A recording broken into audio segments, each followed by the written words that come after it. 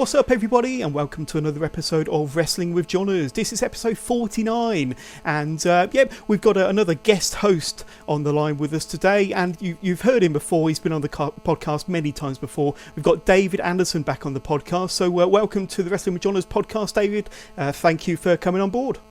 It's good to be back. I have missed it. Yeah, no, we've missed having you on, but thank you once again. Before we talk everything that's good about NXT and NXT UK with David, just to throw out my usual plugs like I do each and every week, of course you can reach out to us on Twitter. Our Twitter handle is withjohners_pod, and of course you can find us on Instagram. Just go out there and search Wrestling with Johners. Same for our Facebook group. Click on Facebook and search for Wrestling with Johners, and that's JOHNERS, Wrestling with Johners. Of course, you can find us on all popular podcast platforms, including Apple Podcasts, Google Podcasts, Spotify, Podbean, Anchor, Stitcher, YouTube, you name it, we are out there wherever you get your podcasts. And if you're listening on Apple iTunes, please don't forget to leave a 5-star rating. And of course, if you enjoy listening to the podcast, please don't forget to hit like, subscribe, share, shout about this podcast, shout about your Wrestling with Johners experience to all of your friends and family.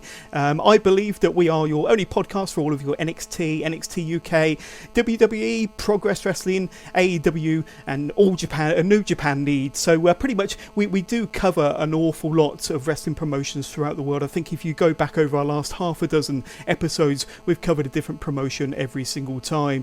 So please spread the word, tell your friends and tell your family, and help to grow this podcast and help us to continue producing quality content for you each and every single week. Don't forget that we're now part of the Rope Break magazine family. So that's another place where you can find this podcast and listen to us on a weekly basis. But we're happy to be part of that wonderful and hard-working team over at Rope Break. So go and check them out. They do have a website, and the website is www.ropebreak.co.uk. So go and check them out, and you'll find my podcast there, Wrestling with Johners, and their most recent article, which is up on their web page, is my New Japan Dominion review, which they've had out for a few days now. I understand it's proving quite popular, so go and check us out there. But back to the show, the podcast, Wrestling with Johners, and back to David Anderson. So it's been a few weeks since we've had you on the podcast here, David. Tell us what you've been up to lately. I know that you're usually out and about most weekends watching local indie wrestling around the UK. So what shows have you been to lately, and what can you tell us about them? Right, let's see. Recapping, most recently, obviously, I was at Fighting Spirit Pro Wrestling, which is our local here in Liverpool, actually Ormskirk, which is obviously held by... in charge it would be Zach Gibson and James Drake, where we know from NXT UK. Yep. They have a nice mix of young up-and-coming wrestlers that they're training themselves, coupled with stars like Ligero and Isla Dawn, and a lot of stars from NXT UK and around from Future Shock. You've got like the likes of Sam Bailey, and there's a nice little meld of Future Shock and even I think it's BWP. They're using their championships and their stars, and so it's a nice little sort of smorgasbord of different promotions, and you've got the young talent gets to work with established talent and get that experience, which I think I've discussed before. Aside from that, I've been I made my debut, so to speak, as a fan recently going Kamikaze Pro and saw their all ladies show, which was very good, featuring Giselle Shaw, who's going to be on an upcoming Rev Pro show, and also Silesia Sparks, if I'm pronouncing that correctly. Both excellent wrestlers, which I encourage everybody to check out. Also seeing Silesia wrestle Little Miss Roxy at Tidal. That's just the venue that they were using the other Sunday was a little small and very intimate venue, I guess you'd call it. It probably houses somewhere between about 70 and 100 people, but a nice little Sunday afternoon for all the family to enjoy, and a good little time to be had, so I thoroughly recommend that one. Aside from that, it was Fight Club, who seemed to have moved the venue from the Starworks to, I think it's called the Hangar, Nice little, actually quite a decent sized venue. I think there must have been somewhere between about 500 and 700 people there. We had Tony Storm and Walter made a special appearance that everybody wasn't expecting, so that was exciting for the crowd, and a really good card of action, which again I recommend. They're one of these promotions like a Progress or like a Rev Pro that when you go to one of their shows you can pretty much guarantee you're going to get a good show, so it's definitely value for money. You mentioned a couple of wrestlers earlier, Giselle Shaw and Sparks. Alicia Sparks, yeah. That's right. Now, I believe, if I'm not mistaken, those two were recently at the UKPC attending WWE trials. Is that correct? That's right, yeah. Yeah, I thought their name jumped out. And go back to the Fighting Spirit show that you attend, Zach Gibson and James Drake's own promotion and trying to training ground as well. What sort of crowds do they tend to pull when they do run a card? I mean, I can imagine that with the talent that's there and just those two alone and the occasional NXT UK talent that comes along, that they do pull some quite healthy crowds. Yeah, it's usually somewhere, I'd say, between about 120 and 150 people. They could probably house a few more, maybe up to about maybe 180, and maybe if we're like sitting on top of each other, maybe 200. But yeah. I have heard whispers that that situation may be able to change, but I don't want to like give any spoilers or anything that I'm not sure of. And check out the Facebook page. What I would say, just at the last show, they normally would say, we have this show coming up then, as most shows do. The MC would explain, when the next show is going to be. Yeah. This time they actually didn't, so we're being instructed to, keep an eye on the page and whatnot. So that sounds like, they may be expanding, and maybe the problem with where they're located, I think. Firstly, it's a Sunday, so I don't know like how people are for getting that. I mean, Sunday is a pretty open day for a lot of people with wives and stuff like that. So it is easier for families, and it does attract that sort of family audience, which is good. And that's not to say that action isn't like something that older fans can't appreciate. Because I mean, not so long ago they had a War Games style match, and there's definitely a bit of something for everybody, So. But at the same time, it's not something that you'd worry about taking small children. They've got all the bases covered, and it's actually a converted swimming pool, would you believe? So, But it is a nice and bright venue, and it's very accommodating to fans afterwards. It's very easy to meet up with the wrestlers and have the interval photos and everything you'd come to expect from that type of show. But it is a good show, and as I said, they're looking to move up, and they've got that good mix. So it's definitely one to check out. Brilliant. And have you got any other shows planned for the next couple of weeks, David? Where will we be seeing you out and about?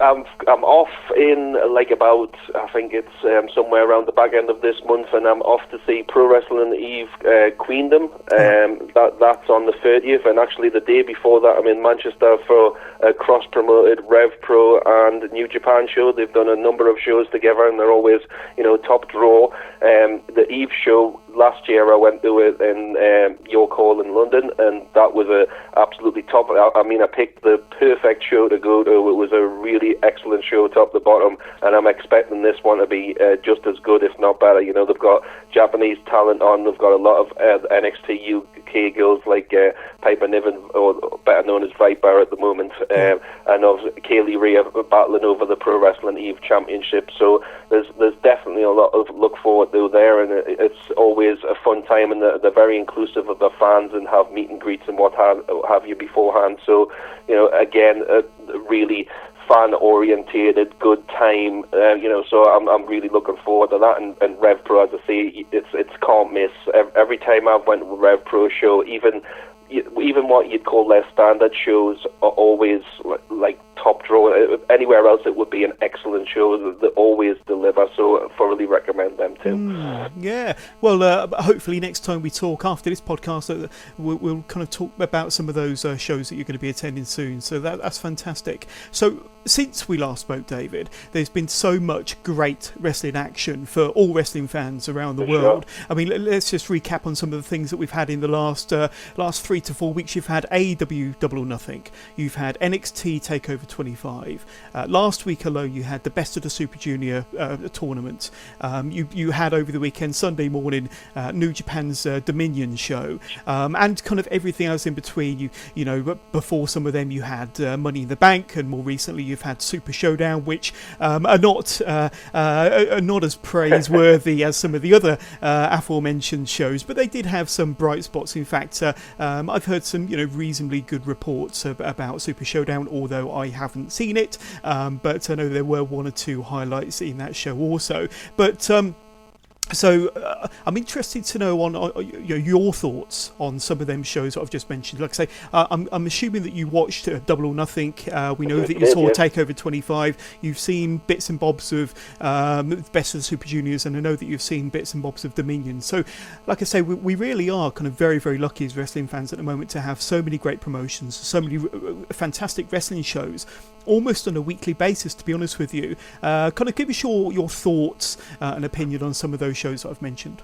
Oh, where to even start? I mean, I did check out Double or Nothing. I'll give any new promotion coming along, and obviously this is an exciting time where we're starting to look at an era that's very similar to the days of WCW and WWE having a rivalry. And I'm hoping that this is going to be a bit more friendly rivalry. You see a lot of fans, and there's a lot of negatives going about, and people choosing battle lines and sides and things, and we're all wrestling fans at the end of the day, and it was a excellent show. You can't say otherwise. There's always little things that you can pick at and say that wasn't the top draw, or that wasn't great. But overall, it was for the first show, it was a very good jumping off point for them, and it makes people excited for All Out, which is the next big event. Obviously, in between, they're giving away Fyter Fest, which people went back and forth on whether or not they should have done that. But as a brand that wants to establish themselves, obviously they want to get the word out. The best way to do that is some fan that doesn't want to pay whatever it is for a pay-per-view, give it away, and why not? It's win-win. They're going to create new fans there. So excellent show, as I say. Dominion, I didn't actually catch much of the Super Juniors, but Dominion I thought was a really good show. One of the matches that jumped out to me was Tai Chi and Ishii. I thought that was a really underrated match. A lot of people would have waxing lyrical about Ospreay, and that was a really good match as well. I'm sure we'll get to that one. But I thought Tai Chi, he's often said that he's a bit lazy or doesn't give his all in matches, but he really brought it there. And I mean, Ishii doesn't back down from anybody, as you know. He's the Stone Pitbull. He's a really intense wrestler. And, that was my favourite match of the night, to be honest with you. I just loved the stiffness of it. Yeah, I think what it was unexpected. You expect the typical Tai Chi performance, but as the commentators pointed out, he really brought it to him. He really, it was a really exceptional match, and it could have gone either way. But and the Ospreay match, I mean, we're going to get the Ospreay, but it's like my thing with Ospreay is he's a fantastic wrestler, he's an amazing athlete.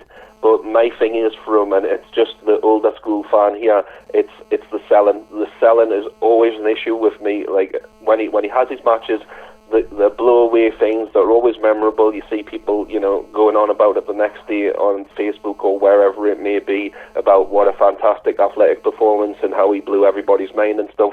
But the selling for me, it's like the first 5 minutes or so, it's all the acrobatics and whatnot, and he'll sell something for like 30 seconds and then he's not selling it again. So I think if he wants to move up to that heavyweight ranks, as is rumoured that he's hoping to do, now that he's going full time over there and moving over there, that he really needs to focus on the elements of his game, because he's a fantastic flyer and he's a fantastic performer and he's exciting and progressive and all that, but I think he needs to get the little intricacies down of his, not so much like interacting with the crowd, because the Japanese audience is going to be appreciative regardless. They can sit and watch something, they don't need somebody shouting and whatever, but that they just appreciate the performance. But I do think he needs to work on his selling. That's just me.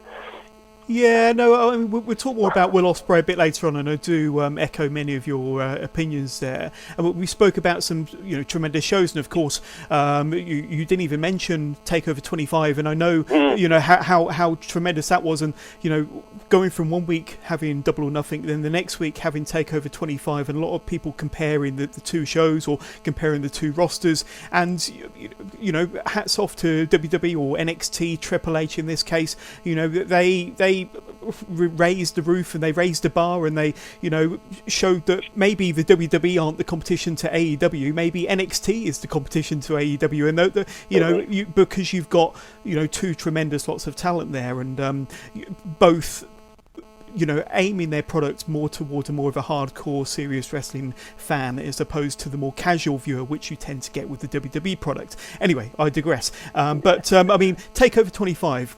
Give us a quick snapshot of you know, of your enjoyment of that show, because it really was tremendous. Now, we've seen, you know, all 24 of the previous takeovers, and they've all been fantastic. You know, we've both said many times that there's never been a bad takeover,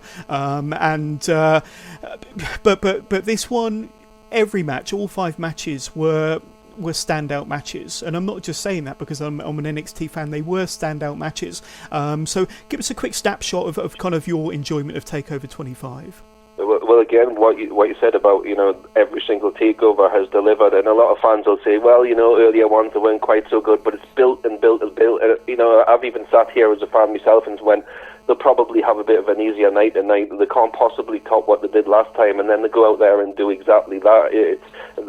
It's an unbelievable achievement to have 25 events and 25, you know, home runs like that. That's amazing, and it's great that we, you know, the fact that I even skipped. I mean, you know how I feel about NXT, and I constantly go on about it, and the fact that I missed out talking about that just shows the absolute level of, you know, top draw events that we have going on. There's so many and so much good wrestling. We're spoiled for choice. But I mean, talking about the matches, I mean, right from the outset, and they've got that down as well. They've got that 5-match card, and everybody, there's only 5 matches, but it's ideal. It's just enough that you watch the whole event and you get to the end and you feel like you've only been watching it for an hour and a half, and you're still psyched. And it's that feeling that you used to have for like WrestleManias and even Raw or whatever. You know, there's that anticipation when you're waiting for it the day or two before, or even hours before, and then you watch the show and you're like, I want more, basically, you know.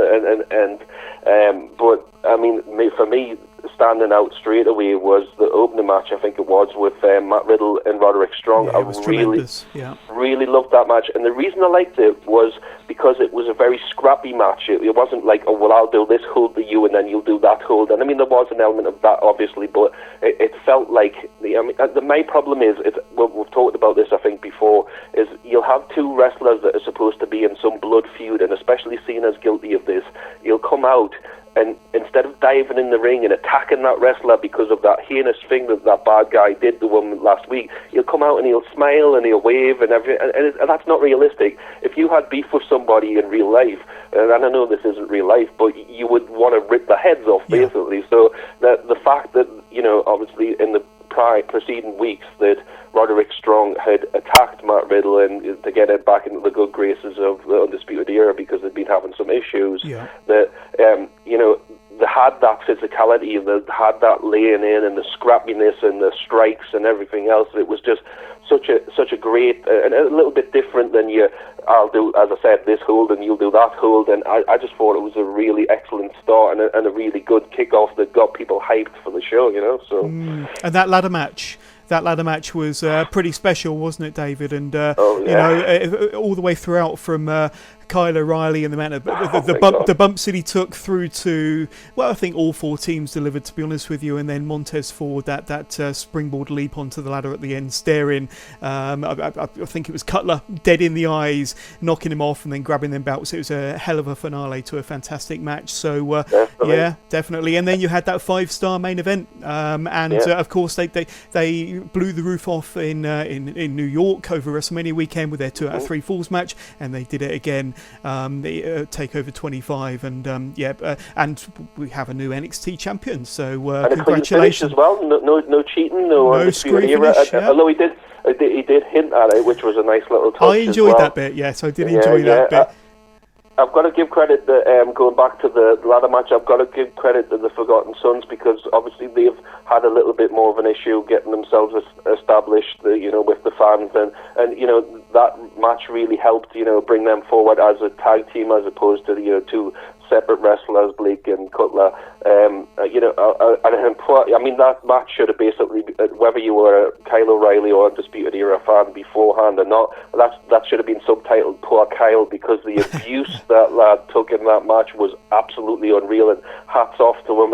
And this is what we talked about as well with NXT. Nobody ever phones it in. Nobody ever just said, I'll have an easy night tonight. It's always that elevated performance, and it's amazing that they can keep achieving that, because the bodies, obviously, as we saw, really pay the price.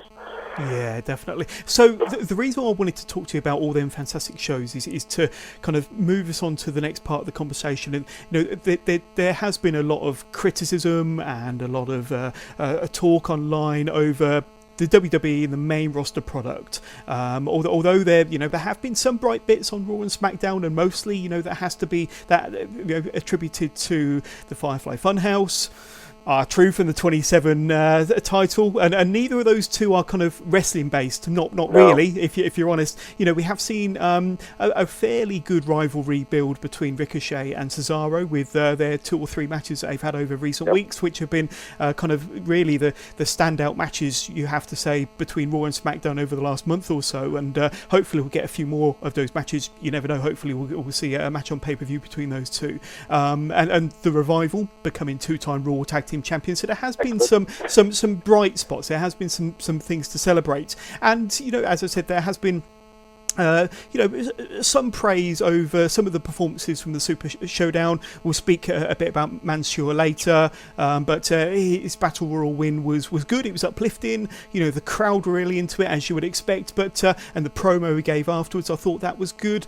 Even Triple H and Randy Orton are getting a little bit of praise for their match as well. It was kind of more of an old school style of match, but it flowed well, and it was good. Considering the combatants, I suppose you could say. The main event, if you can chop off that last 90 seconds of the Goldberg Undertaker match, it probably would have been considered an okay match, but there's some bright spots in that show. But as a regular viewer of Raw and SmackDown, David, you have to say that Raw and SmackDown have shown some improvements over recent weeks. What would you say to my kind of statement there? I mean, do you think that it's kind of getting better, getting worse, staying the same? I mean, there are a few more things to celebrate, certainly with the things that I mentioned from Raw or SmackDown than there probably was a couple of months ago. What would you say?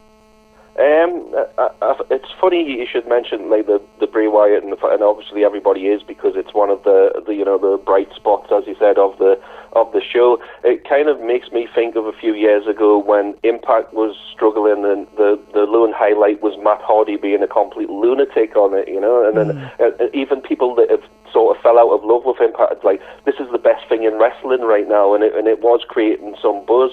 I think the problem right now is the Raw, and to a lesser, I don't want to like really have a go at SmackDown, because I find SmackDown a lot easier to watch. Obviously, it's shorter. Yeah. There's a lot more concentration usually on matches and things like that. There's a bit less Galga. There's a bit too much Shane McMahon for my liking, but that's another story for another day. I've almost got to the point where sometimes I think that Raw is so bad that there must be hoping, like, when AEW gets established, we'll go, right, now we'll pull the trigger on doing what we really want to do, and it will make it so bad that people are thinking it's absolute dross, so that when we actually do something that's even half good, it's going to seem 10 times better because of what we're... But, I think you've got to be almost a sadomasochistic viewer to watch, WWE, like, main roster shows at the moment, because even the most diehard among them, and, we're long-time fans of WWE and wrestling in general,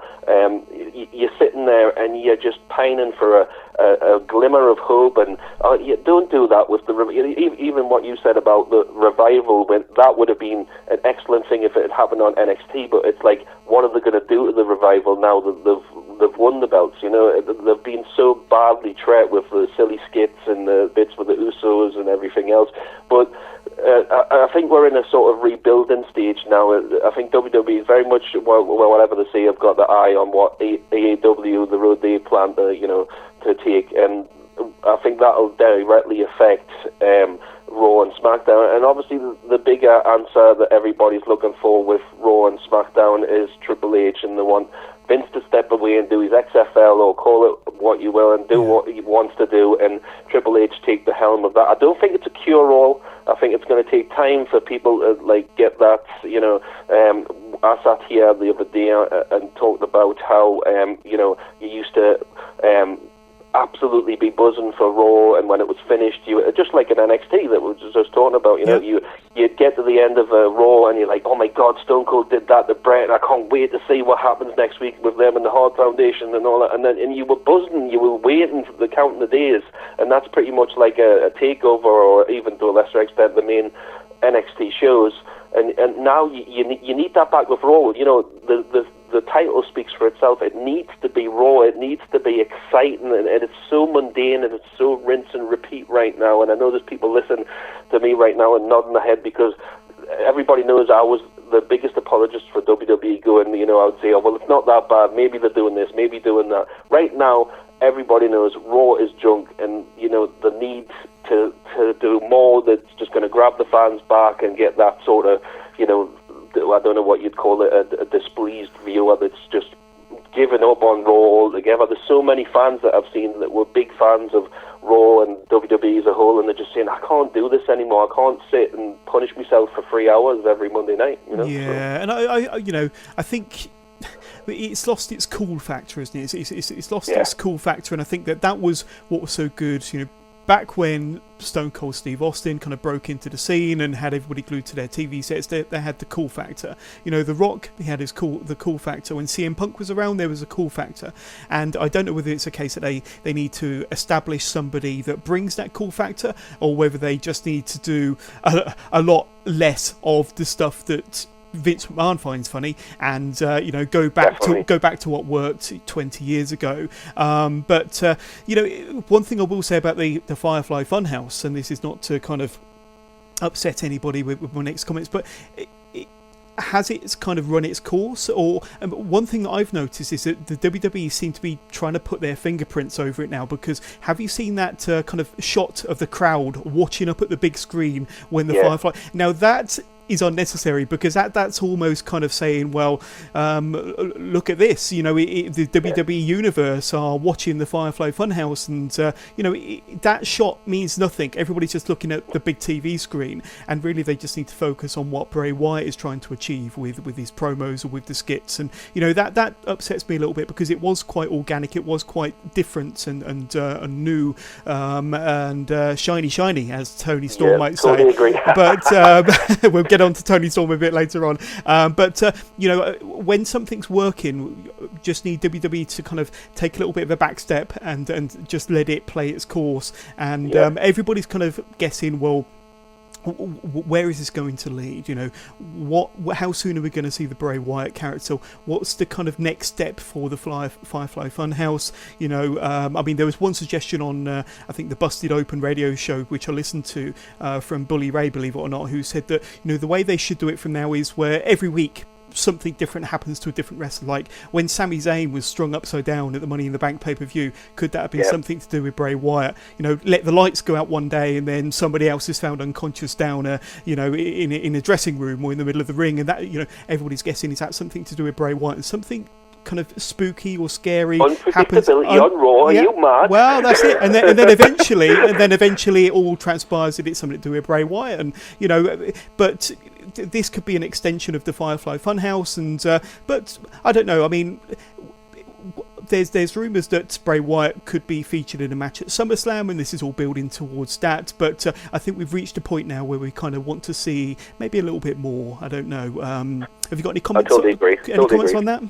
I totally agree. Yep. I think everybody thought, like, when it built up and then he did the transformation, it's like, oh, well, next week he's going to be debuting on, and next week there's going to be where he comes to Raw and attacks somebody, or, there's going to be an announcement for a match at the very least. But then it went back to doing the same thing, and as you said, now it seems like, oh, well, we'll just have a little bit of say, because apparently Bray is the brainchild behind these Firefly Funhouse skits, and he's, because at first everybody was like, oh, what are they doing to him? It's another one they're ruining and all that, but it's his idea, to re-establish his character, and and he's said on Twitter he knows what he's doing and everything else. But I think people are getting, fans have got a very, sort of short attention span nowadays anyway. But to this, they were willing to wait for and get that payoff, and then he did transfer, you know, like, wow, you know, here's something we can look forward to, and then he's back, you know, with the cloud nose on and can rabbit again, and all that. So I think that's run its course. I think we need a little bit of payoff for what's happened. So yeah, but interesting times. So as I said, when I was kind of messaging you this morning about the topics for today, you know, basically I was saying, as a wrestling fan, this is probably the best time I've ever known for all-round quality, availability of excellent wrestling matches, excellent wrestling promotions from around the world. As you said, there's many good local promotions around the UK, not just around the world, and all the kind of big shows that we mentioned earlier on, like the Double or Nothing and the takeovers. It's certainly a great time to be a wrestling fan. So that's something that definitely needs to be celebrated. And I suppose when it comes to the main roster WWE product, you need to kind of celebrate any kind of glimmer of hope, really. But speaking of it being a great time to be a wrestling fan, no more so than to be a fan of British wrestling. And last week we saw Will Ospreay, we mentioned him briefly earlier, become a 2-time New Japan Best of the Super Junior Cup winner. And only 4 days later, he beat Dragon Lee to become a 3-time New Japan Pro Wrestling Junior Heavyweight Champion. So for the 3rd time. So, you know, what a fantastic week for Will Ospreay. So after his Best of the Super Junior Cup win, Will gave an interview telling New Japan front office that with all of the recent departures, of course, Kenny Omega and the Young Bucks, he is ready to step up and to be the main man in New Japan. What are your thoughts on Will Ospreay's accomplishments in New Japan, in particular, you know, over the last week or so? And is he ready to be considered, ready to mix it with the heavyweights of New Japan? And could he be ready for Okada's title?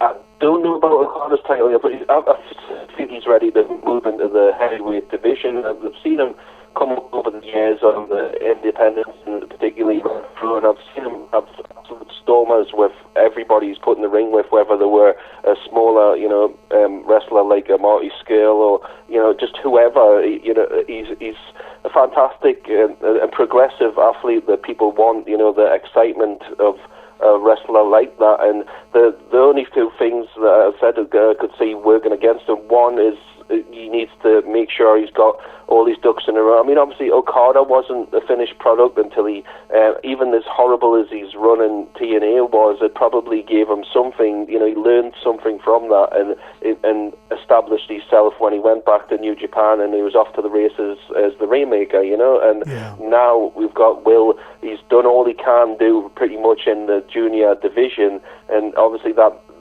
next step, you know, financially, critically, and everything else, is to move into the heavyweight ranks. He's certainly capable, you know, but that my only other, you know, worry about that is physically, not just the risks he takes every single time he's in the ring, and, you know, that physical New Japan style, there's a lot of head drops, there's a lot of, we've discussed that ourselves, and you know, the risks he takes with his amazing high fly, and, you know, he's probably one of the top 10, arguably one of the best high flyers in the world.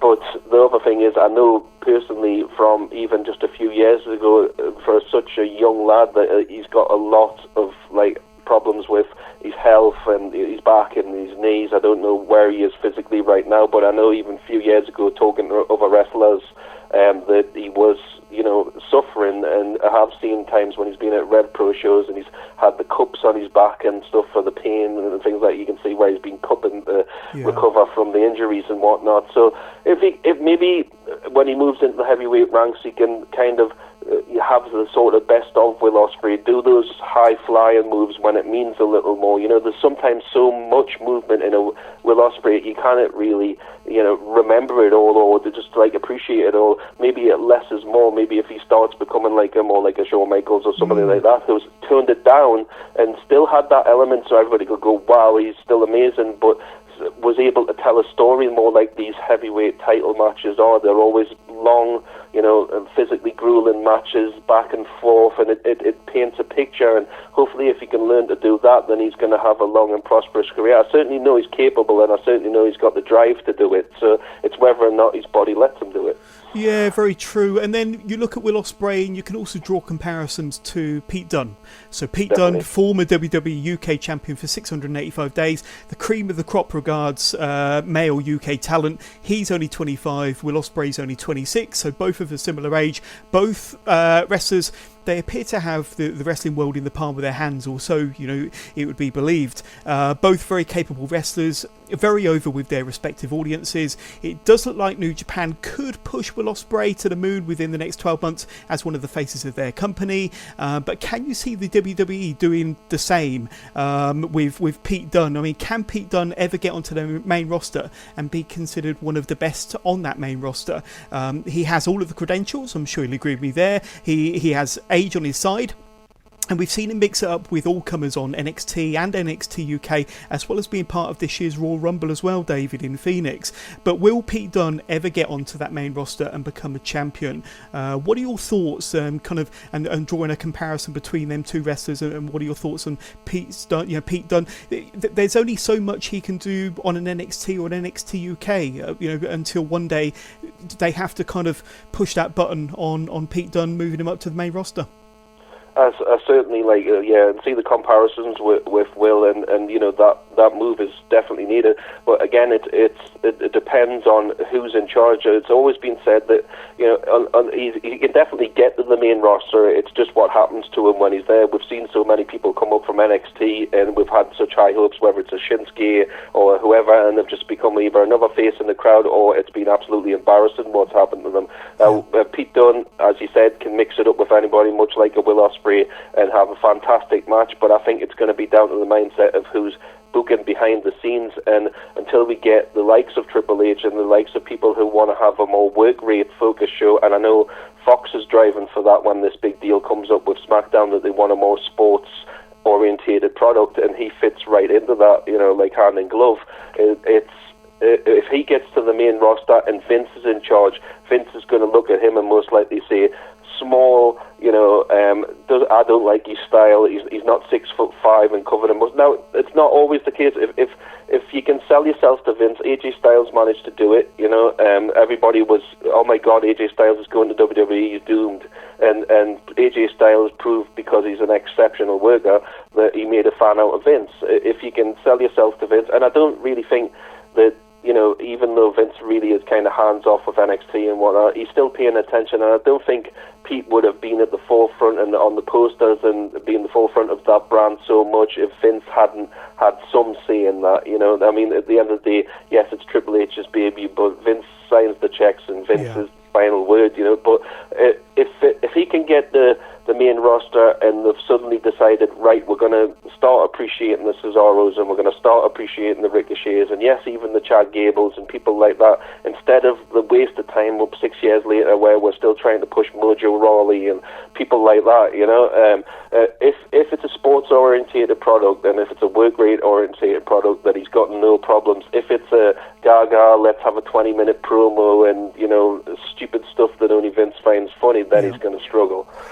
Yes, I mean, it's all very interesting. The future will kind of tell all, I suppose, and we'll see where the future holds for Pete Dunne and Will Ospreay for that matter. But thank you for your thoughts and insight there, David. Very interesting. Let's move on to our wheelhouse, shall we? NXT and NXT UK. So I'm going to start with NXT this week. This appeared to be taped somewhere other than Full Sail for once by the looks of it, indicating this was possibly just a one-off recording in this particular location, with the latest set of full weekly tapings taking place last night, I believe, and right. The first week from that set of tapings will probably air next week, I should imagine. But on this week's episode of NXT, we had 3 very good entertaining matches, the first of which was Candice LeRae and Io Shirai versus 2 members of the MMA horsewomen, you could say, Jessamine Duke and Marina Shafir. So just to run through some of the key spots, some of the key highlights in this match.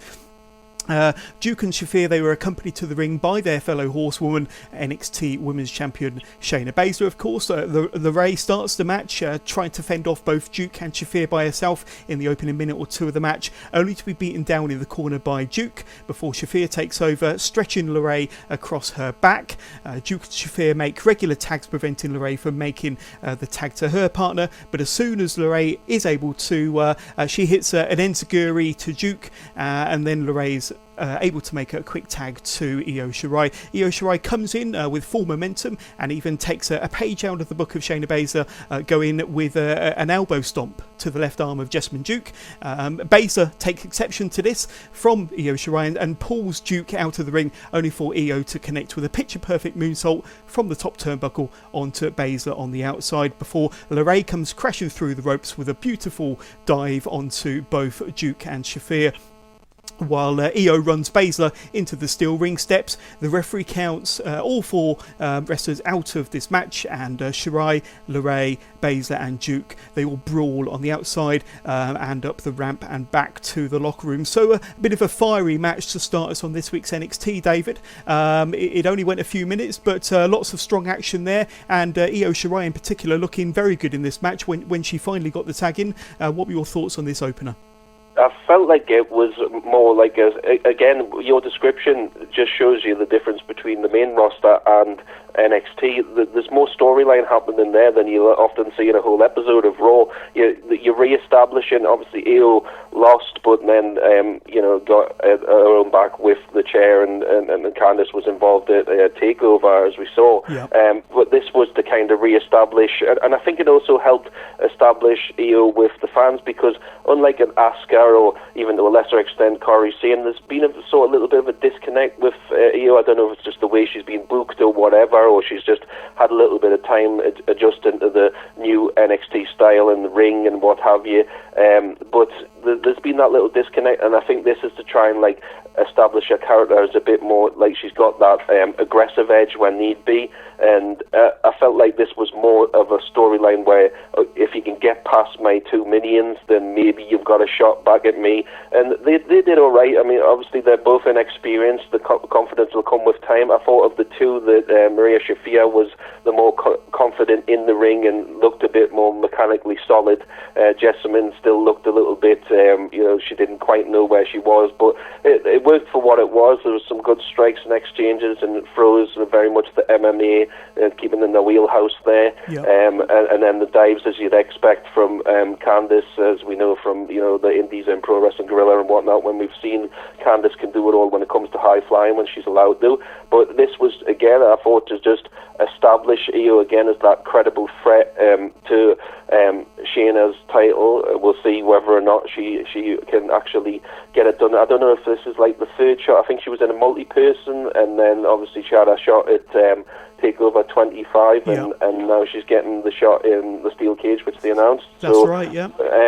So I think this is to show that she is a viable threat, because I don't think all fans have been completely, even the ones that know a background with Stardom and that she's one of the best voted, I think it was one of the top 5 female wrestlers in the world, along with Kairi Hojo, and there's now Kairi Sane, and I think in NXT she struggled to get that character that fans could go, all right, I can latch on to that, but hopefully this a bit more aggressive style, and when the fans certainly reacted when she started pounding Shayna with the chair, so hopefully this will add like a little extra, something to a character that people can connect with. Totally agree. Then we get a backstage selfie promo from the Velveteen Dream, where Dream asks us if we are ready for the next experience, whatever that experience is going to be. We will see, no doubt, in the coming weeks. Then we get a highlights package from Kushida's match against Drew Gulak from a few weeks ago, with their rematch taking place next, as a matter of fact, and we'll talk about that very, very soon.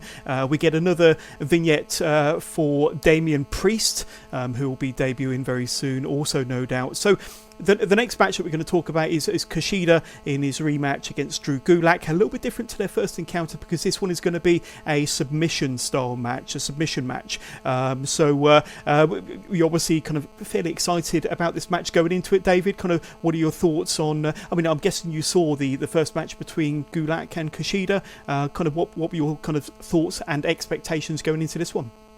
Well, I knew Gulak obviously is mechanically, when it comes to the submission game, he's really established himself on the 205 Live brand, and it's nice to have seen him. I like that sort of crossover, unlike the wild card, the 205 to NXT. It always seems to help somebody who may have not lost momentum, but there's so many wrestlers, isn't there? You've got so many on different brands that sometimes it's not that somebody gets forgotten, but they might not. They're just in place and with not a lot to do. So this with Kushida helps establish him against a respected opponent and people that know is a dangerous opponent going from 205 Live, and submission game is his strong suit. I enjoyed the first match, which basically set up this one, and there was Kushida's, even despite the fact that it was a submission match, that he still managed to get a little bit of kind of high flying, a bit of handspring into the handstand that knocked Gulak off the ring apron and whatnot. And you see, and again, just like the Matt Riddle and Roderick Strong, it was quite scrappy in parts, and you got Gulak hitting like a couple of reverse body slams, which even the announcer said, that didn't look too pretty, but it's effective, and a lot of reversals and nice transitions. And even they were talking about how they were going into pinfalls, but there was counters to the counter, and it was just basically grappling back and forward, and a nice sort of gritty kind of performance that you don't usually see on Raw, where it's very sort of clothesline, kick, punch, and all the rest of it. And that's the great thing about NXT. You've got so many meshes of different styles, and it's really nice to see that. Like, you've got the submission style, you've got the high fly, and there's a bit of something for everybody. And this was just a testament to that, and a good match and a good establishing match for Kushida. Yeah, definitely. And Kushida won the match with his hoverboard lock for the submission victory. Now, we've seen a couple of matches like this over the last few weeks, or 3 to 4 weeks, because you may remember on NXT UK a few weeks back we had an excellent match between Cassius Ohno and Jack Gallagher, and that was a really quite an old style kind of British rules, grapple, so that was fantastic. I think soon after we had part one of this feud between Kushida and Gulak, which was an excellent match in itself, which obviously led us into the rematch this week, which was another fantastic match. So I quite like these kind of more submission style matches, and like I said, I'd love to see Jack Gallagher and Cassius Ohno go at it again. I really enjoyed that kind of more grapple, old style, British style wrestling type of match. But it makes a change to see these kind of more ground based matches as opposed to the high flying fast action. And I thought that Kushida and Gulak definitely delivered again here. So bring it on as far as I'm concerned. Then we get a bit of a recap from Super Showdown. Now, like I said, not all of it was great, but there were one or two highlights, and one of the highlights that certainly stood out to a lot of fans was Mansoor. We've seen him on NXT UK, we've seen him on NXT before. And we've spoken about him before on this podcast, David, and he has impressed us, even though he's been on the losing end in those matches. But he has impressed us and did show some promise in terms of his wrestling ability and his character in ring. And he was given quite a bit of offense in those matches. And we said at the time that it looks like he's been given a little bit of a push in those matches. Although, as I said, it didn't come out on the losing end, didn't come out on the winning end. Sorry, but in the Super Showdown 50-man historic, once in a lifetime battle royal, he came out on top, and it was a great moment for him. The fans were massively into it, obviously because of his Saudi heritage. Good for Mansoor. But I mean, have you got any kind of anything you'd like to add regarding Mansoor and kind of his connection with NXT, of course, and his big win last Friday? Yeah, I honestly wanted to say more about him in the previous episodes, but we had so much to cover. But it's nice, again, NXT, another strength. Even people that lose a match, as you said, can be established by the quality of the performance. You don't always have to win a match, as we know. You go back years, and there was a very famous match on SmackDown between Eddie Guerrero and Edge, and then there were two established stars, but two stars that were on the up, moving towards that, again, the heavyweight division, like we're talking about with Will Ospreay, and they're moving up towards hopefully being a main event act, and this sells them not only to the fans, but also maybe the people that are doubting them in the back, that even when somebody can lose a match, which I think it was Guerrero did in that match, that even though he lost, the quality of his performance was such that the fans, gave him a standing ovation afterwards, much like they did with a certain wrestler back at the Royal Rumble who has been deleted from history, when he lost the match to Kurt Angle, but, the quality of performance speaks for itself, that you can establish a wrestler even if he loses. We talked, I think, the other week about the 1, 2, 3 kid. We all know the story there, you don't always have to win, just give them that time, and that's another good thing about NXT, despite the fact it's only an hour long or less, that, you have these longer matches. The main events are usually about 20 to 30 minutes. You've got 10-minute matches before that, at least, instead of these 2 or 3 minute squashes. People get time to establish their character, establish their moveset and everything else. So people say, you know what, he didn't win, but he gave a good performance there. I like him, and that's exactly what I thought coming out of the match. I think it was with Travis Banks, and I can't remember the NXT match. Maybe you can remember better than me, but he really showed. I think it was it Fabian Eichner or something like that, but I can't even remember now. But so much again, but Mansoor, he definitely, I didn't know really who he was. I'd forgotten that he'd been in the Greatest Royal Rumble beforehand. The only thing I'd say about that Battle Royal is there were so many people in it, unfortunately,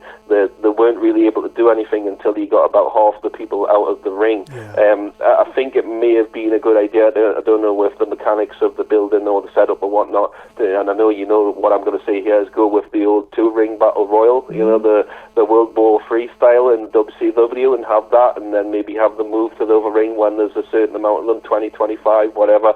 So there wasn't really many memorable spots, but once it got down to that last half dozen and I could see who everybody was in the ring, it was just before Samoa Joe was eliminated, and I just knew, I said, it's going to be Mansoor here, and if it's not him, it's going to be Mustafa Ali. And there were so many good young talents there as well, and again, it showed that, Mustafa Ali, he's been established on SmackDown with some big wins over Daniel Bryan, whether it was in a tag team match or whatever, and then you've had Ricochet, who's been established on NXT. So if you invest that little bit, it doesn't take long. It's if you invest that little bit of time, you can create these exciting new stars. Yeah, absolutely. And now that you've mentioned the double ring battle royal, I'm sure the Saudi Prince will be all over that next time the WWE go to the Far East. But let's move on to our main event for this week's NXT, and it was the Undisputed Era versus the Brit and Brawlers. Now that's the first time I've heard them be kind of announced as that. So usually it's just Lorcan and Birch, unless I've missed something. But I quite like their tag name, the Brit and Brawlers. But no Bobby Fish here. It's back with Kyle O'Reilly and Roddy Strong now. Bobby Fish, the last time we saw him was in that 4-way ladder match at TakeOver 25, where it was there were photos kind of after that match and after that brutal match showing him with a sling, his left arm in a sling. Yeah. So I'm guessing that he's banged up a little bit. I don't think it's anything too serious. Hopefully we'll see Bobby Fish back in the ring fairly soon. It was just a precaution this time, and it was just to make sure. But I don't think he's seriously injured this time. Let's hope not, because he's been out for far too long with injury. But more than anything, I was shocked to see Kyle O'Reilly looking so well after the ladder match, after the amount of punishment his back went through anyway.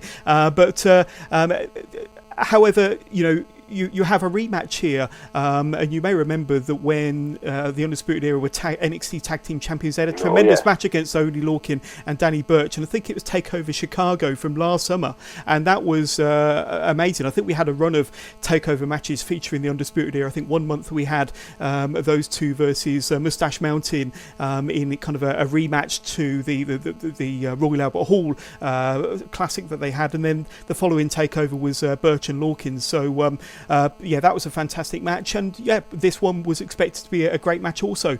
So to start off with, you had Kyle O'Reilly and Oney Lorcan battle each other with stiff left and rights in the ring, so a real kind of back and forth there. Oney Lorcan then connects with a kind of like a Frosbury flop dive over the top rope onto both Strong and O'Reilly on the outside. Roddy Strong hits a backbreaker on Oney Lorcan before O'Reilly and Strong punish Lorcan in the corner. Strong catapults Lorcan throat first on the bottom rope. That looked pretty painful, and O'Reilly continues the punishment of Lorcan with a seated abdominal stretch. Oney Lorcan is able to make the separation with a blockbuster before tagging in a very fresh Danny Burch. Burch gets a 2 count from a powerbomb.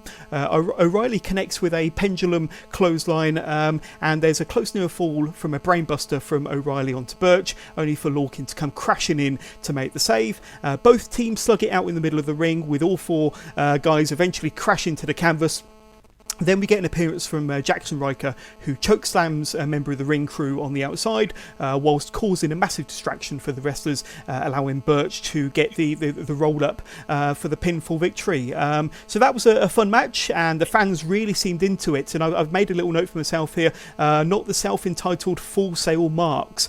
So I think it certainly made a difference. I think that the crowd really seemed into it. They seemed to be really appreciative of the NXT action. And like I say, I don't think I'm the only one saying that. I think the Full Sail fans do feel that they're self-entitled, but that's another story for another day. But a really good match. The fans really seemed into it, and Jackson Riker seems to be getting more and more involved in these tag matches. I don't know quite what that's going to lead up to. Maybe you might be able to add a bit of insight there, but what was your thought on this match then, David?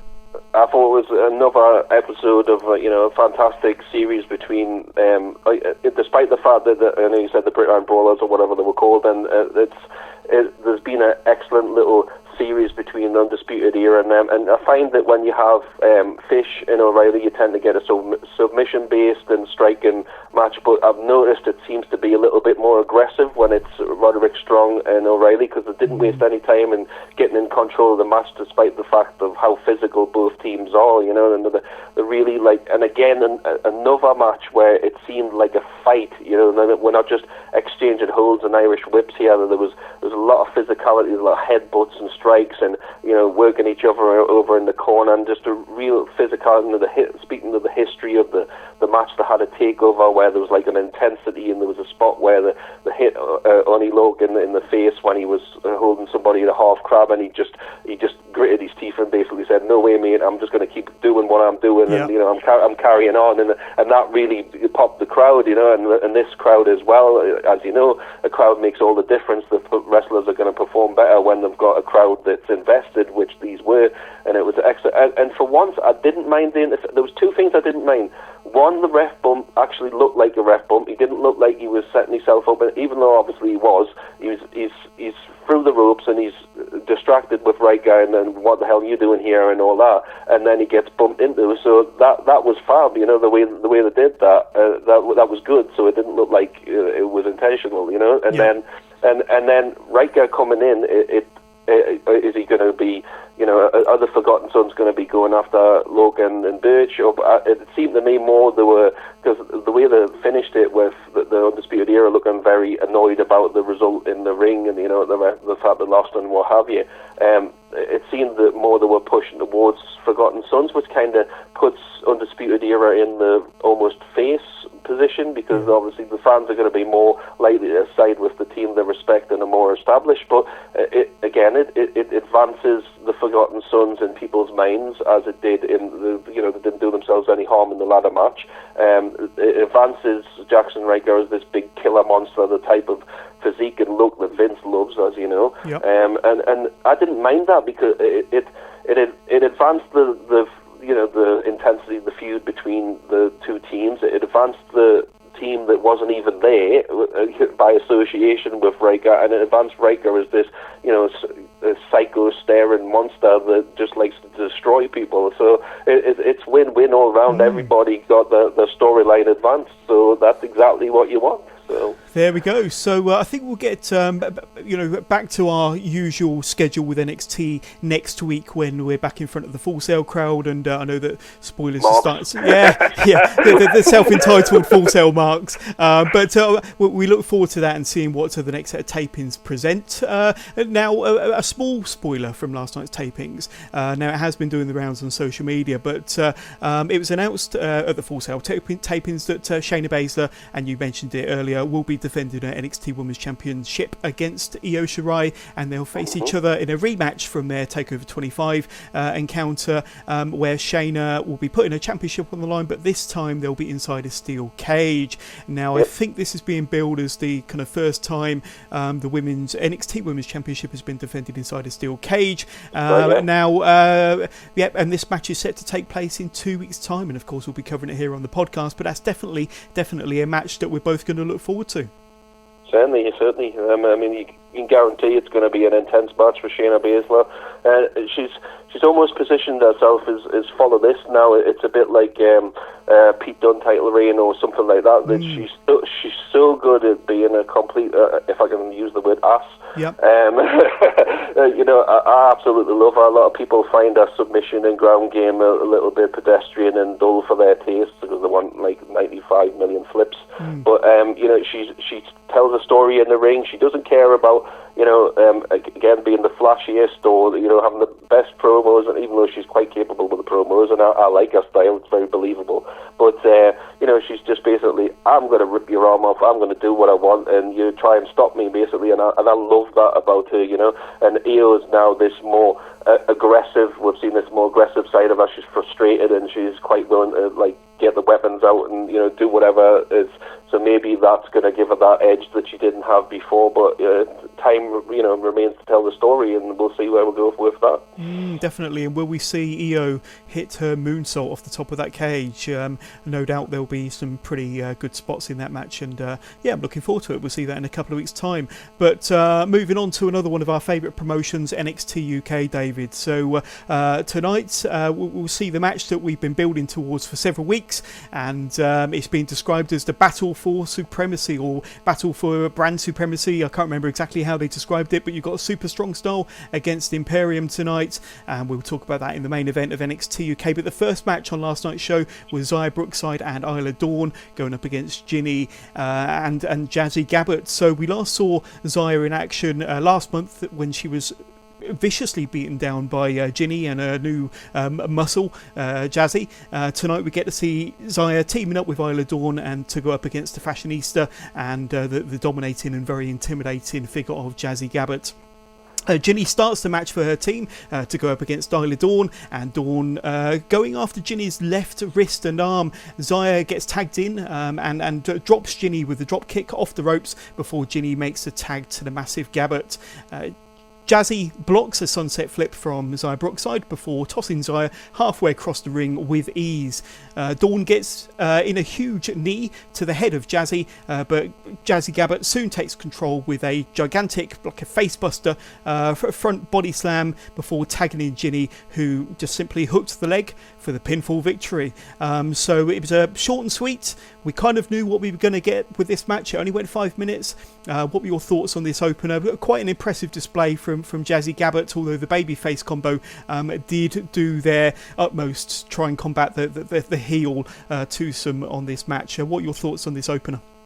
See, just like NXT, it's so much story, isn't it? You've got Xia's coming off where she had a partner that didn't want to face up to this big brand new monster that's coming in, and she Killer Kelly decided discretion was the best part of valor and all that, and left the ring and left Xia to get flattened by her. And then we come to this match, and she's got Isla Dawn in her corner, and teaming with her obviously against Ginny, who is fantastic in her role as just a nasty piece of work, sneering and just throwing the fact that she's better than you and she's dressed better than you, and despite the fact that we all call her the Primo Princess, and we're establishing the big killer monster heel, much in the vein of a Shawn Michaels and Diesel. It always you always think of that when you think of these.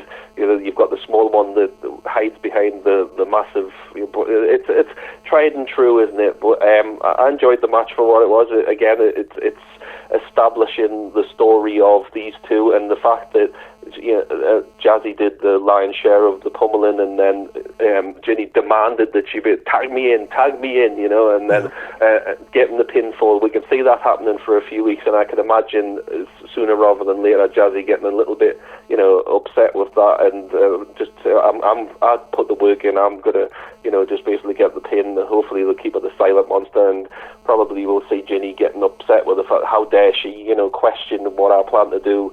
So I can imagine it going that route eventually, but I hope they keep Jazzy is this monster that all too often they get a bit bored with it and they try and add like a different factor to them and stuff like this. But it's nice to sometimes have that old school monster that we go back to the days of should they bring back squash matches and stuff. But this is a better, the way to build up the character. The other girls are petrified of her. If you think back to when Karma came in, and unfortunately, that didn't run its course. But the girls, the divas, seemed genuinely petrified of her and didn't want any part of her, and they just wanted to get the hell away from her. And that's what they need to do with Jazzy until the point where you get somebody that's a bit more physically capable, like a Piper Niven or even a Rhea Ripley, if they're going to turn her and have her say, you know what, I'm not going to get out of this ring and I'm not going to back down from you, and then it's off to the races with that. Indeed. Then we had a backstage interview with Kenny Williams. Kenny Williams is interviewed and he's asked about his relationship with Noam Dar. So Kenny says that at the end of the day, the way Noam Dar isn't going to affect him, and Kenny says he's getting ready for his match next week against Cassius Ohno. So obviously some development there, possibly something in the works between Kenny Williams and Noam Dar. That'll be quite interesting to see what happens between those two. And then we have our next match of the night, David. Joseph Connors versus one of my favourites, and I think he's one of your favourites too, Ilya Dragunov. So I'm guessing you've seen Ilya Dragunov in the flesh a few times, if I'm not mistaken. I have, yes. I've seen him with Progress, and obviously Progress in at Wembley as well. And he's another, very much in the vein of a Walter and all of the European wrestlers, very physical, but seems to enjoy taking the punishment as much as dishing it out. And he's not a pretty wrestler, like when it comes to his moveset, but he's really intense. I think that would be the word that would describe him best. And very very likes laying it in and likes getting it laid in on him. And it just I can see it up and up, and I can see it in the future probably face-offs with Pete Dunne, Walter. There's a whole litany of wrestlers he can face, even Tyler Bate and Trent. I don't mind any of that, either side of the fence. It's win-win and fantastic matches, and fun for all of us. Absolutely. Well, you said it in one word there, intense, and it was a very intense entrance from Ilya. I really like Ilya's entrance. I really like his music, but like you say, definitely an intense character. The commentary team explain how Dragunov has had victories over Pete Dunne and Walter before joining NXT UK. Dragunov connects with a leaping sent onto the back of Joseph Connors in one of the opening exchanges here. Connors then drops Ilya Dragunov's throat first onto the top rope before dropping him with a short arm clothesline for a 2 count. Connors then applies a cravat of sorts anyway, to the face of and to the throat of Dragunov, which the intense Russian is able to power out of before nailing Connors with a stiff knee to the face and a running clothesline into the corner. Connors blocks a second clothesline to hit a sunset bomb until Dragunov connects with a Death Valley bomb into the turnbuckles before connecting with an almighty Torpedo Moscow running corkscrew forearm for the 1-2-3. So that was a good match for what it was, and an impressive win for Dragunov. I quite enjoyed this match. To be perfectly honest with you, I'm not the biggest Joseph Connors fan, but I did think he gave a relatively good outing here. But it's all about Ilya Dragunov at the moment. What were your thoughts on this match? Again, intense. As you said about Joseph Connors, he's not my favourite. The match didn't do him any harm. He managed to get his shots in. The sunset bomb, as you mentioned, was a nice little spot, and immediately almost followed up. Can you top this? And the DVD into the corner, that looked really nasty. And that's what I like about Ilya's style. It's very scrappy. It's not pretty or picturesque, but it looks like a fight, which is what we've discussed all that on this podcast about having them look more like a fight. So and onwards and upwards for Ilya, an establishing match for him. No harm for Connors either. Who knows where Connors goes from here? But Ilya, it's up and up. There we go, and then we get your favourite girl, Toni Storm. She's interviewed backstage and is reminded that she's defeated all comers so far in NXT UK, and is asked what's next for the champion. Toni says that right now every woman on the roster wants Shiny Shiny, so I'm guessing that's her pet name for her belt. She says that she loves the pressure because she loves the wild side, and if Kaylee Ray wants some Toni time, she knows where to find her, and that Shiny Shiny is staying with her. Toni then thanked David Anderson for being her number one fan. No, not really. Before laughing into the camera and walking off the screen. But Toni was showing plenty of personality in this promo, and you mentioned it in one of your Facebook posts that maybe it's a bit of a heel side, bit of a heel tendencies. Give us a bit more insight into your thoughts there, David. Well, anybody who's been lucky enough to see her in Stardom, and they always have the little minute or so promo beforehand, and you usually get the plucky Japanese one going, I'm going to do my best and wrestle my best in this match. Now, anybody's seen heel Tony, she's got that little bit of cockiness, and, you know, just come on, bring it, you haven't got a chance kind of thing, and I just saw little sort of hints at that in this promo. Maybe I'm wrong, maybe that's not the direction they're going to go, and, you know, looking at the challenges they've got lined up, they're mostly more in the heel vein, like the Ginnies and the Nina Samuels, and even Kaylee Ray's got that, you know, aggression about her, but it might add an extra little something to Tony. So there's a lot of heels in NXT, the NXT UK's brand at the moment, and the women's division is fantastic for what they've established in a short time, and they've got more to come by the look of the recent tryouts and whatnot. Yeah. But that Tony definitely gave off that vibe to me that there's something there, there's some little change in the character coming, but we'll see. Yeah, I quite enjoyed that little twist and that little different side to Toni Storm's personality. I did enjoy that bit. And next week, we'll see the first ever #1 contenders battle royal for the NXT UK Women's Championship with the winner. Pardon me? Stacked. Yeah, definitely. It's a stacked match. And the winner being named the new #1 contender to Toni Storm's title, of course. The 10 wrestlers who were featured in the graphic for this match were Piper Niven, Killer Kelly, Candy Floss, Ginny, Nina Samuels, Isla Dawn, Rhea Ripley, and good to see Rhea Ripley back on our NXT UK TV screens next week, Xia Brookside, Kaylee Ray, and Jazzy Gabbert. So this is a really strong lineup for a battle royal, with the winner facing Toni Storm for the NXT UK Women's Championship. So when you saw this graphic, I'm sure that you were kind of quite excited by the talent that were on offer, that will be on offer on our TV screens next week. Anybody that stands out as possibly, being the new #1 contender to Tony's title? I think the obvious one, they're definitely leaning towards Kaylee Ray. She's mentioned in the promo. It's been established that she wasn't very happy about not being mentioned in the list of contenders by Tony the other week, and it's a good little storyline to go with, you know. But that graphic, I mean, you almost forget sometimes when you see these girls come and go week in, week out, and just how good a roster they've established. And as I mentioned in that post that you mentioned just now, even the likes of Tegan Knox aren't even included in that, obviously, because she's out with injury, and I'm sure there's one or two other names that we haven't even considered, and then you've got Tony as well. So that's such an impressive roster, and there's so many mixes they can do there of good matches and up-and-coming wrestlers and stuff like that. There's no real predictability there. It's so different when you look at the likes of Raw and SmackDown and see what they're doing, and again the women just seem to we've had the WrestleManias, and there's odd characters that are pushed to the forefront, like Becky and Alexa more so, and Charlotte and people like that, but all throughout that brand, you've got either up-and-coming wrestlers or established stars, or stars on the climb. So it's an amazing roster for us. I mean, I don't know how long NXT UK has been going now. Was it about a year or so something like that? And it's amazing to see that much talent with more on the way. Definitely. Then there's a backstage featurette with Travis Banks, who won the Fatal 4-Way last week to be crowned the new #1 contender, of course, to Walter's WWE UK title. They showed highlights of Travis Banks' efforts at the Royal Albert Hall from last June, when he got to the final of the championship tournament, losing to Zach Gibson. Travis tells us of his disappointment of not having his match at TakeOver Blackpool, and how happy he was to win the Fatal 4-Way match on last week's show.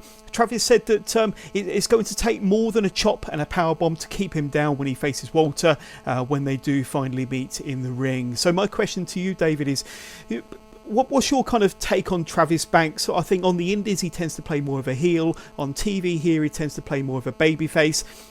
I like Travis Banks. I've never really been the biggest fan of his. I think his character needs a little bit more work.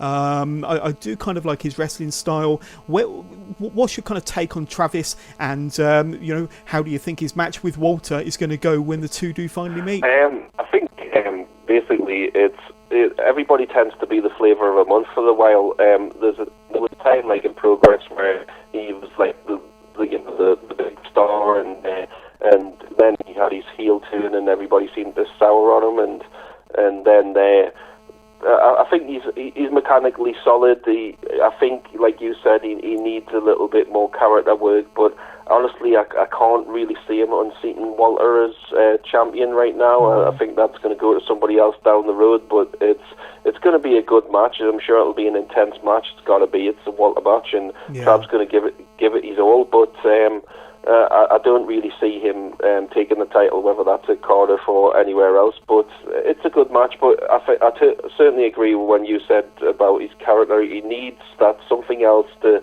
just push him over the top, and people, again, something that people can latch on to character-wise. He's got all of the ability, and he does his fair share of high flying, and he's got some good intense moves and whatnot, but just seems to be that little something missing. He's likeable enough, and I like these matches, and he's always delivered. He doesn't phone it in, so it'll be a good match, but I don't think the outcome's ever going to be in doubt. And then we see Wild Boar and Primate. They send out a challenge to Gallus, and I believe that those two teams, Gallus and the Hunt, are going to be facing each other on next week's show. So that'll be a pretty stiff brawl. I'm looking forward to that one. And let's move on to the main event then, David. So British Strong Style versus Imperium. The crowd are fully hyped for this match, as British Strong Style get a rousing ovation from the audience in Glasgow. The imposing entrance of Imperium with Bartel and Fabian Eichner, and of course the UK champion Walter, when they stand in front of that bright white backdrop as they approach to, that in itself is a fantastic opening to an entrance, and then they approach the ring as they get ready for what is being called the battle for supremacy between these two factions, between these two teams. Right away, Dunne goes after Eichner before Eichner nails Dunne with a quick clothesline, which Dunne returns in a double quick fashion with a clothesline of his own. Bate gets tagged in and connects with a couple of drop kicks to both Eichner and Marcel Bartel, of course. Big Walter then gets tagged in, muscling Trent Seven around in the corner, with Seven managing to connect with a couple of stiff chops of his own, which actually sounded more painful than some of the chops that Walter laid during the match. I don't know if you noticed that, but some good chops here from Trent Seven before being floored by an almighty chop from Walter. Eichner gets tagged in and gets a 2 count from a back suplex on Trent Seven, but Walter drops Seven with a big boot and an enziguri. Then Bartel starts picking apart on Trent Seven, with Eichner getting a close near fall from a spine buster and a soccer kick combo from the Union. Seven finally makes the hot tag to Pete Dunne, who goes one-on-one with Walter. The crowd are really into this match at this point, with Dunne outpacing the big guy, but only for a few seconds before Walter connects with a big boot and a German suplex to the former UK champion Pete Dunne. Tyler Bate then gets tagged in and hits Bartel with an exploder suplex, with Eichner being taken for a ride with an aeroplane spin. Eventually the numbers game takes its toll on Tyler Bate with a backstabber and a double foot combo, getting a close near fall for the Imperium team. However, Bate nearly gets the pinfall win with a corkscrew plancher from the top rope, which was an impressive move. The match goes to the outside, where Walter misses a chop on Pete Dunne, only connecting with the steel ring steps. From out of nowhere, we get this hooded figure, David, who enters the ring, drops Tyler Bate with a massive powerbomb before unveiling himself to be former Sanity member Alexander Wolf. Bartel comes in, he covers, whilst Walter pushes the referee back into the ring to make the 3 count, allowing Imperium to get the win. So, David, they have a 4th member of Imperium. I know you're very much into this group, but first I want your thoughts on the match and that dramatic ending and the appearance of Alexander Wolf. Like I said, this match has had a lot of hype over the last few weeks. I'd love to know your thought now that we've both had a chance to see it. Well, I mean, that home straight for starters, I mean, the last few minutes was unbelievable. The home stretch of it was fought at such a frenetic pace, and that spot that you spoke about where Walter misses and hits the steps, that couldn't have been too, quite painful. But it speaks to the intensity again of their matches, and even though it was all the greatest hits of British Strong Style, there's nothing wrong with that because they're so good. It doesn't matter if it's the fake out DDT that Trent uses, and I did see particularly in one spot, and that's what I liked as well. Often when you get on Raw and you've got somebody working somebody's leg or something like that, and they like seem to forget that they've got another leg, and whereas in these matches, you know, they're always battling back. Even when Trent was taking the lion's share of the abuse, he was still trying to get his shots in, and he got a good backhand right to the corner of Walter's neck at one point that sounded like a gunshot. And as you said, a lot of his sort of overhand, I always call it these cricket, because he sort of bowls the hand over. And it's like what they call like a Mongolian chop, but he only uses the one hand, and he tends to do that running across the ring often as well. But he really can dish out a shot with those chops. And a physical match all the way through. I could watch these guys wrestle each other in all different versions, and that match again all year long. It's excellent because we spoke in past podcasts about wanting to see Marcel Bartel and Fabian Knight, I get that just due as a fantastic team and fantastic character, especially Bartel. You look at Bartel, and that's not any knock on Fabian Knight now, because he's a great wrestler and everything else, but Bartel, mechanically in the ring, even just his mannerisms, the way he'll put his arm behind his back, Regal style, when he's got the advantage on somebody, almost as if he's, it's almost like a steer but done with your arm. It's just basically like you're so inconsequential to me that I'm just absolutely reviled by you. When he's kicking people in the corner, he's sneering, and he was speaking in German at some points, and I don't know if he was saying, how do you like that or whatever, but the intensity's there, the character's there, the mannerisms are there. He's just money to me. I mean, I could imagine him wrestling Velveteen Dream in the future and being a headline match. He's so good, and he always reminds me, as said, of William Regal, and that's no bad thing. He did even grinding his elbow into the face of his opponent when he's pinning him. Just those little things. Sometimes I think that's what separates NXT and NXT UK. The little things that they do to like break up somebody when they're on the ropes and trying to stop themselves from getting pinned, and the double teaming and all of the mannerisms as I spoke to and everything else. And I think this has also helped Walter as well, because obviously after Pete Dunne, everybody was going to seem like a little bit of a come down, and as this face character that he was doing, I don't know if he was fully face or not, it's debatable, but whatever. But I think Imperium, I think he's found his ground again, and I think it's a nice, comfortable situation for him as well, obviously having that history with Alexander Wolf and Bartel in Ring Camp. So I think it helps him be more the type of kick-ass character. We've all seen the videos of him on the indies against whether it was Zack Sabre Jr. and he's this intense killer character, which is what he should be. Even like his theme suggests, he's like a shark, and he's a monster, and that's how he should be built. Being this sort of good guy character, and I don't think it's really doing him justice, as well as being the leader of this, if he is the leader in fact of this group, and it's got so much potential for the future of NXT and matches just right down the line, and maybe even going to the main roster. You could imagine different matches on there, and hopefully again we spoke about with a different sort of environment of matches where we're talking about the physicality and the what have you, but it's just a great thing, and the reason why NXT works, the reason why NXT UK works, is because of these physical, believable and enjoyable matches. Now, David, we're both going to take over Cardiff, and that's going to be 31st of August, of course, so we're a good couple of months away.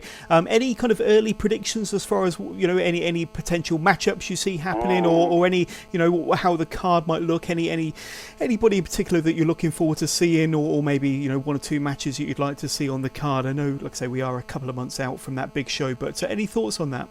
Yeah, well, I mean, there's this up-and-comer that you may have heard called Toni Storm that I don't mind watching her a little bit. I'm thinking it's probably going to be her and Kaylee Ray for the title, but I don't know, maybe they might go with somebody that's more sort of a homegrown.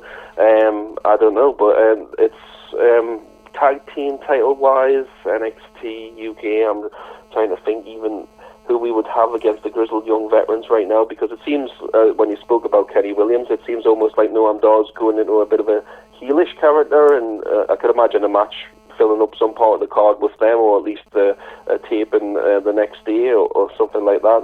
It definitely seems that Noam Dar's getting a little bit of a arrogant character about him, which he needs. I think he's another one that just doesn't quite resonate with me, and it's like he needs that little extra something for me to be invested in his character. I mean, mechanically solid, but needs that little extra something. Main event, we're probably predictably going to go with Walter and Travis Banks. We said it's going to be a good match, but I don't see Walter. I think he's for the long haul now, going forward with storylines and what have you with Imperium, and they may be a factor. And I really hope that the rest of Imperium are on the card as well in some form. I'd love to see, to be honest, instead of a title match, I'd love to see a rematch of that match, because you imagine that on a takeover, it could be something else, but it's going to be an enjoyable show, whatever. NXT UK, just like an NXT, is going to deliver. Blackpool did, and I have no doubts this will as well. Yeah, absolutely. Well, I know that NXT UK, they've got I think they're taping a few episodes at the Download Festival this coming weekend, if I'm not mistaken, and then there's a set of tapings in Plymouth in July as well, so that'll hopefully kind of start building the stories and the matches as we get ever closer to Cardiff at the end of August. Well, David, that draws an end to this fabulous episode. I really appreciate you coming on once again, and hopefully we can get you back on very soon. But before we go, I just want to ask, where can my listeners kind of find you on social media? Have you got any Facebook groups that you're a part of, or any Twitter handles that you want them to kind of like, or where can they find you on social media? Well, aside from popping on occasionally on the fantastic Wrestling with Jono's Facebook page, thank you. T-Pop, Turning Heel is where you'll find us, dish out venom when I'm not happy about WWE or anything else. People need to understand on there, that's where people can vent. We're not negative, we're just constructively critical, that's what I'll call it. So there's Turning Heel. I run Tony Storm Unleashed, I run the NXT Generation. They're both Facebook pages if you want to check them out. I'm on Twitter, not very often, but I'm hopefully getting that a little bit more up and going. And that's just Mega Maniac, David Anderson.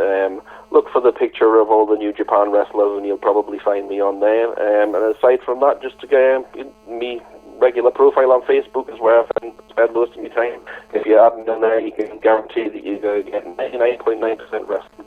There we go. But he's one of the busiest men on social media, ladies and gentlemen. But thank you very much, David, for coming on board, and we hope to have you back on again on another episode very soon. So there we go. I hope you've enjoyed this episode. If you did, as I always say, please don't forget to hit like, subscribe, share and shout about this podcast. Tell your friends and tell your family, and keep listening to the Wrestling with Johners podcast for all of your weekly NXT, NXT UK, WWE, wrestling needs in general. Really, we've spoke about so much today, so many promotions, as we tend to most weeks. Without you sharing and subscribing, this podcast can't grow, and if so, hit like and hit subscribe now, people. Do it. We'll be back again next Thursday with another rundown of NXT and NXT UK, plus all the top news and opinion from around this beautiful world of professional wrestling. But in the meantime, from myself and from David, take care, thank you very much, and speak to you all soon.